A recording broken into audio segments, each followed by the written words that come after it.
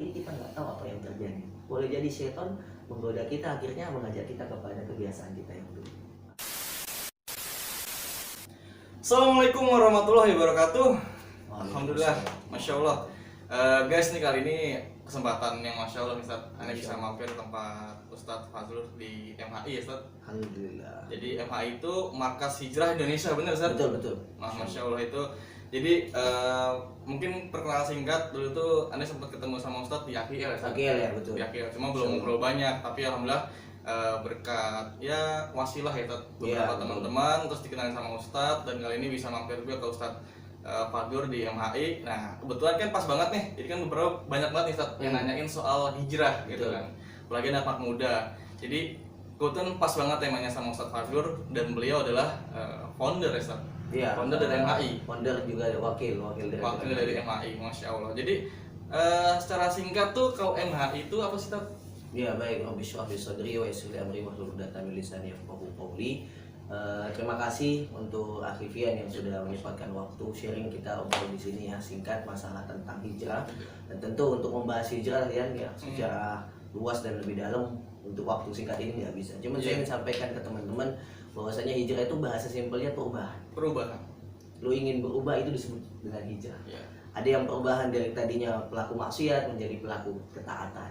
Ada yang tadinya hidupnya biasa-biasa saja jadi luar biasa. Jadi hijrah itu istilahnya movement. Adanya pergerakan dan perubahan. Dan itu yang dicontohkan oleh Rasulullah SAW. Tidak hanya ketika dia berhijrah dari Mekah ke Madinah, itu ada perubahan.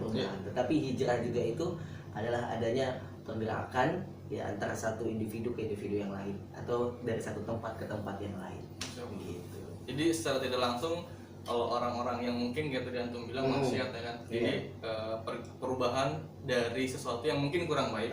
Allah yang kurang, Allah pasti nggak suka sama itu. Kemudian jadi hal yang lebih baik. Kayak gitu ya Ustaz ya. Iya, atau kalau dalam bahasa agamanya ya dari kemaksiatan atau ke ketaatan, atau dari yang tadinya perbuatannya tidak diridhoi Allah menjadi perbuatan yang diridhoi Allah. Masya Allah. Nah, terus sekarang gini Ustaz, banyak teman-teman aneh tuh ya sama kita mungkin belajar bareng-bareng kan, terus ngerasa gue bilang gue pengen hijrah, gue bilang gue pengen belajar, tapi kenapa sih malah yang gue rasain tuh malah beban, ujian segala macam, akhirnya sampai akhirnya ya nauzubillah beberapa ya balik lagi kayak mungkin aneh punya masa lalu di K-pop, di bank gitu kan, yang urusannya riba segala macam. Terus mungkin saat itu yaudah yuk kita bismillah sama-sama belajar nih, kita belajar, mungkin yang dari K-pop kita tinggalin K-pop, terus yang dari riba kita belajar sama-sama, kita lunasi hutang, terus akhirnya kita coba bermuamalah dengan sesuai dengan syariat. Tapi qadarullah di tengah-tengah jalan kayak tadi kayak merasa kok gue malah malah susah gitu kan. Tapi di sisi lain orang bilang itu ujian gitu. Nah itu gimana sih Ustaz? Baik, intinya begini, manusia hijrah dan tidak hijrah dia akan diuji. Jadi dalam Al-Quran kan dikatakan walanabluwannakum bisyai'in minal khaufi wal ju'i wa naqsin minal amwali wal anfusi was samarat wa basyyiris sabirin. Jadi manusia, Anda diam saja, diuji. Diam aja orang diuji. Diam aja diuji ya kan? Ujian itu banyak sekali. Ya, ada ujian kelaparan, ketakutan, harta, anak dan lain sebagainya seperti ayat yang disampaikan tadi. Apalagi orang yang sedang berhijrah menuju jalan Allah Subhanahu wa taala. Tentu gangguan syaitannya semakin banyak. Nah, maka secara definisi semua manusia itu akan diuji. Apalagi ujian orang yang ingin dekat sama Allah pasti lebih besar. Maka jangan katakan ketika Anda sudah hijrah bertemu dengan teman-teman yang baik, Anda bebas dari ujian. Anda sudah berada dalam kelompok baik yang sudah taat kepada Allah, insya Allah Allah bersama kita. Oh tidak. Justru kita lihat bagaimana Nabi Muhammad, ujiannya setelah dia menjadi Rasul semakin banyak apa semakin sedikit? Semakin banyak. Makin berat kan? Lebih banyak ujiannya Rasulullah yang dia dapatkan setelah menjadi Rasul daripada sebelum menjadi Rasul. Dia kan setelah Rasul ujiannya semakin banyak. Sebelum jadi Rasul dia malah dapat gelar Al-Amin. Ya kan, orang yang terpercaya, anak muda yang diistimewakan di penduduk Quraisy. Setelah dia jadi Rasul malah dihina, dicaci, bahkan pamannya ngeboikot Rasulullah kan, makanan tidak diberikan kepada kaum muslimin. Jadi pelajaran singkat ini jadi intisari bagi kita, siapapun Anda, kalau Anda sudah di jalan Allah, ujian pasti akan datang. Bahkan kalau Anda tidak ngapa-ngapain pun ujian datang. Ya kan, ujian males, ujian galau, apalagi plus jomblo ya, tambah pusing lagi. Jadi gitu ya. Jadi anak-anak muda itu harus Taulah hidup itu penuh ujian. Makanya Ali bin Abi Thalib itu mengatakan dunia darul amal. Dunia ini tempat kita amal, ya kan? Nah, nanti di akhirat itu tempat kita mendapatkan balasan. Jadi kalau istilahnya mau hidup enak, mau hidup santai, bukan di dunia. Gitu. Di akhirat nanti. Betul. Masya Allah. Itu berarti sebenarnya nggak perlu takut ya ujian itu ya. Apalagi kalau kita berubah punya teman banyak kan. Betul. Saling menopang ya. Masalah saling menopang. Jadi kita harus pikir seperti ini ya. Gue dapat ujian dalam kondisi gue dalam keadaan kebaikan. Dan ketika ujian itu datang, saya sabar, Allah ridho kepada saya. Tiba-tiba Allah menginginkan kembali, mengambil saya kembali kepadanya. Saya dalam keadaan di alam kebaikan. Yang bahaya ketika kita ngeluh dalam keadaan yang tidak baik, Allah panggil kita juga dalam keadaan tidak baik. Ya, jadi istilahnya kita menikmati proses hidup ini sesuai apa yang Allah inginkan. Adapun masalah cobaan itu pasti ada. Jadi tidak dijamin kita sudah dekat sama ustadz, dekat sama ulama, masalah selesai. Tidak, gitu ya. Ada usaha yang harus kita lakukan. Ada pekerjaan PR besar yang mesti kita lakukan. Tapi ada tipsnya nih ya. Oh, gimana? Berarti ini tips untuk istiqomah. Istiqomah untuk berhijrah ya. Betul, karena hijrah itu memang ya kita katakan perubahan. Ketika kita ingin berubah pasti ada banyak halangan. Karena syaitan itu nyari temannya yang belum sekufu sama dia. Kalau udah sekufu, udah ahli maksiat, ahli dosa, udah banyak lah pokoknya ya. Kalau setannya kayak bingung. Iya, setannya bingung mau ngapain aja dia udah sekufu sama gua gitu kan. Tapi yang belum sekufu ini yang diincar. Makanya kadang-kadang pun setan mengganggu kita ketika sholat, membuat pekerjaan kita yang tadinya ikhlas karena Allah tiba-tiba ingin dilihat oleh manusia yang tadinya hijrahnya itu tidak ikhlas. Yang tadinya hijrahnya tidak ikhlas ya, pengennya dapat ahwat misalkan, dapat penangan, modus kayak gitu ya, itu akan diperburuk lagi oleh syaitan. Maka tipsnya adalah yang pertama, sesungguhnya syaitan itu tidak akan mengganggu kita ketika kita pertama senantiasa berpikir. Nah, itu tips pertama. Jadi kalau Anda sudah hijrah, jangan pernah lepas dari zikir. Karena zikir itu yang membuat hati Anda tenang. Karena tidak mungkin Anda 24 jam. Oke lah, kalau kita katakan, saya kan aktivis dakwah, saya bersama teman-teman saya yang mengajak kepada kajian. Pertanyaan saya, apakah Anda 24 jam bersama dia? Tentu tidak. Tentu tidak kan? Kan? Apalagi yang ngejomblo ya kan? Yang hidup makan sendiri, ya kan? Cuci piring sendiri gitu kan? Dan lain sebagainya. Maka 24 jam ini nggak ada yang bisa mengawasi Anda kecuali siapa? Allah. Maka ketika Anda ingin hijrah dan sudah istiqomah, perbanyaklah zikir kepada Allah. Maka ketika Anda sendiri, itu setan paling mudah untuk masuk. Ketika tidak ada benteng zikir kepada diri kita, maka setan udah tinggal.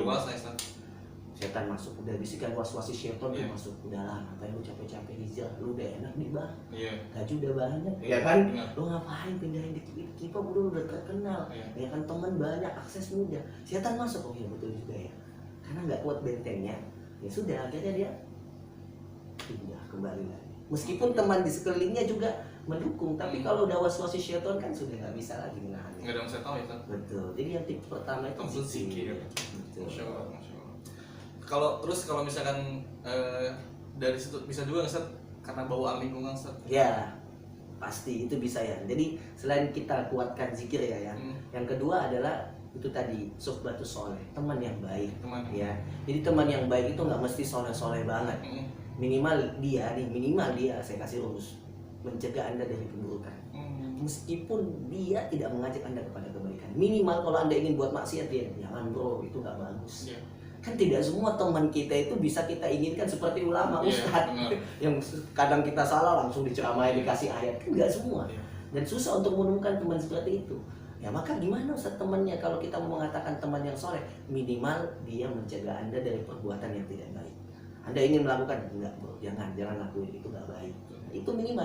Syukur-syukur Anda dapat teman udah mencegah kebaikan, mencegah kepada keburukan, mengajak kepada kebaikan. Itu luar biasa. Itu makanya nikmat terbesar. Makanya Ali bin Abi Thalib mengatakannya, la yahdiyallahu bika rajulan wahidan khairul laka min humurin ni'am. Lebih baik Anda diberikan satu teman yang senantiasa istilahnya ngebacot, ngebacot telinga ente kiri kanan, nggak bosan-bosannya dia ngasih tausiah, nggak bosan-bosannya dia ngingatin sholat. Itu lebih baik Anda dapatkan daripada Anda dihadiahkan onta yang mahal, onta yang penuh harga lah. Kalau kita dalam bahasanya itu humur ni'am itu onta yang kemerah-merahan. Yang artinya onta itu kalau dijual mahal banget. Ya, itu lebih baik ente dapatin dari teman daripada dapat onta yang seperti itu. Bahasanya di sini dikatakan apa? Lebih baik teman yang satu baik menunjuk di jalan kebaikan daripada ente dapat banyak harta. Karena harta itu belum tentu menolong Anda untuk masuk surganya Allah. Sedangkan teman soleh bahkan dalam hadis bisa membawa kita, menggeret kita ke dalam surganya Allah. Syafaat. Luar biasa kan kalau kita nasihati berarti ya Ustaz. Masya Allah. Masya Allah. Gitu. Ada lagi Ustaz setelah itu? Nah, tips pertama tadi zikir ya. Zikir. Tips kedua sahabat yang soleh. Jadi kalau ada teman yang baik, ya yang tadi minimal bisa mencegah kita, syukur-syukur dia bisa mengajak kita juga. Dan yang ketiga tidak luput dari doa. Karena tidak ada yang bisa lepas dari yang namanya dosa. Bahkan nih saya katakan kepada semua teman-teman, bahkan kepada diri saya, Anda mungkin dulu seburuk apapun diri Anda, Allah tidak melihat. Allah melihat bagaimana Anda berusaha sampai akhir hayat Anda wafat dalam keadaan Allah ridho kepada kita. Itu yang kita perjuangkan.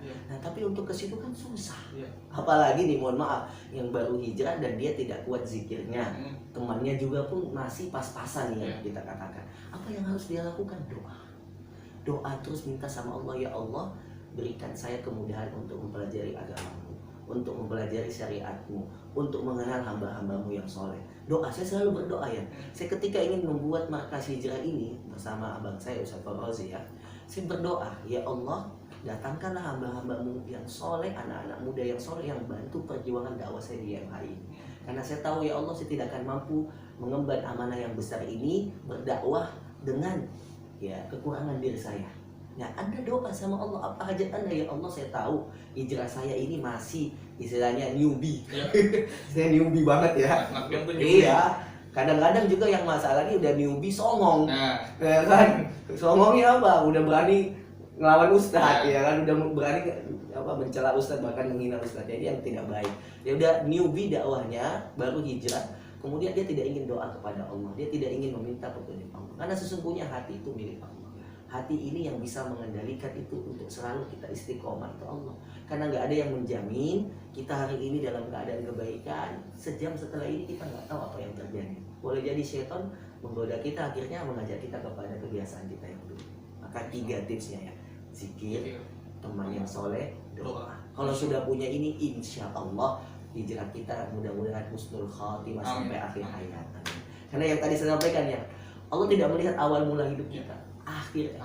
Lihat sahabat ya, nggak ada awal mula hidupnya bagi. Bahkan semua penyembah berhala. Umar bahkan ingin membunuh Rasulullah kan, kamu tahu. Tapi akhir hidupnya kan sebagai pejuang, sebagai panglima, sebagai khalifah. Nah, itu yang kita inginkan anak muda saat ini. Anak muda saat ini nggak usah pikir siapa Anda dulu. Ya, tutup telinga aja lah. Komen-komen manusia nggak usah lah. Ya, manusia itu kalau ingin didengar komentarnya nggak berhenti. Anda buruk di komen, Anda sudah baik di komen gitu ya. Ini kalau bahasa kiai saya, rahimahullah, Ustaz Kiai Haji Abdullah Subri Zarkasi ya, beliau kan baru wafat beberapa bulan kemarin ya. Beliau mengatakan, anak-anakku jangan berhenti bergerak, jangan berhenti melakukan perubahan, karena manusia tidak akan pernah berhenti mengomentari Anda. Kamu jalan, dia komen. Saya kalau bahasa kita ngebacot ya, bahasa netizen ya. Kita jalan ngebacot, kita lari ngebacot, kita duduk ngebacot, kita tidur ngebacot. Ada pentingnya, penting. Makanya ikuti mau Allah Subhanahu wa taala. Dan pasti kalau yang terbaik udah pasti Allah yang baik pasti. Jadi kita nggak usah jadi biasanya orang hijrah ini kadang-kadang pengen dilihat. Nah, itu yang jadi masalah. Sehingga ketika hijrahnya nggak sesuai netizen, udah dibacotin nama netizen, akhirnya apa? Kembali lagi. Ngikutin lagi. Gitu. Ini Masya Allah nih konten singkat, tapi insya Allah penuh makna sih. Insya Allah buat teman-teman tuh yang pengen banget tahu tentang hijrah gitu, bisa juga mampir ke sini. Mampir ke sini silakan. Kita di sini memang kita tempat khusus kita sampaikan kepada teman-teman yang sudah hijrah nih, sudah meninggalkan sesuatu yang mungkin dulu menjadi masa kelam dia, ingin memperbaiki diri, ingin mendekatkan diri kepada Allah. Silakan, kita open house 24 jam. Masya Allah. Silakan datang ke MHI di Rempoa ini. Saat saya mau belajar ngaji, kita ada fasilitasnya. Saat saya ingin belajar agama, kita berikan. Jadi memang tempat di sini untuk memfokuskan siapa saja yang ingin mendekatkan diri kepada Allah. Karena sesungguhnya ya, tidak ada sesuatu yang mampu mendekatkan kita kepada Allah Subhanahu wa taala kecuali hal yang ia cintai. Apa itu? Allah sangat senang kepada hamba-Nya yang suka membaca Al-Qur'an. Jadi kalau Anda hijrah tadi yang saya katakan, zikir itu termasuk baca Quran di dalamnya. Jadi Anda bisa melakukan hal itu, insya Allah Anda akan mendapatkan pertolongan dan bimbingan dari Allah, insya Allah. Masya Allah, Masya Allah. Ini ilmu semua nih Ustaz. Jarang-jarang Anda bikin konten ilmu Masya Allah. isinya, Ustaz. Ya antum salah sih, gue aneh. Kalau aneh kontennya emang gini. Masya Allah, Masya Allah. Jazakallah Ustaz. Ya, apa? Semoga ya kawannya sih yakinnya pasti ada hikmah yang bisa diambil, Ustaz. Insya Allah. Jadi mungkin dari gua pribadi cukup ya Ustaz ya. Ya. Insya Allah kalau ada kesempatan diberikan umur panjang, Amin. kita ketemu lagi bikin konten yang lebih Insya lagi ya Allah. Ustaz. Insya Allah. Terus tetap kurang lebihnya bila ada kekurangan semua pasti atas gua pribadi. Iya. Jika ada kebaikan yang kami sampaikan semua atas izin Allah ya Ustaz. Betul. Dan oke, mungkin akhir kata dari sini gue pribadi undur diri. Ustaz juga mungkin ada kegiatan lagi nih Ustaz. Iya. Siap-siap nanti Mudah-mudahan yang nonton ini mendapatkan manfaat. Amin. Jangan lupa ketika ada hal kebaikan yang Anda dapatkan, share, sebarkan. Kalau misalkan Fian lagi ngonten di YouTube, sebarkan apa yang di konten Fian gitu kan. Di subscribe pasti ya, komen, jangan lupa loncengnya itu. Ustaz ngomong itu Ustaz. Karena kenapa? Itu adalah hal kebaikan yang bisa Anda lakukan. Itu ibarat pahala yang paling mudah Anda dapatkan saat ini, men-share kepada kebaikan. Karena sekarang tuh anak-anak hijrah kan, ini jadi panjang lagi. Kejadian pengen ngamal tapi nggak tahu amalan apa yang bisa. Ustaz, beritahu dong amalan yang paling mudah kita lakukan setelah hijrah, share kebaikan. Masya Allah, benar. Insya Allah berarti next tema ya, share kebaikan. Insya Allah. Masya Allah. Oke, kurang lebihnya saya mohon maaf. Ustaz juga bila ada kata-kata yang salah mohon dimaafkan. Semua atas izin Allah. Tetap pesan saya sama, berkata-kata yang baik. Karena insya Allah dari kata-kata tersebut bisa jadi doa juga. Dan tetaplah berprasangka baik kepada Allah Subhanahu wa taala karena Allah sangat senang pada hambanya yang berprasangka baik pada Allah. Akhir kata gue undur diri. Assalamualaikum warahmatullahi wabarakatuh.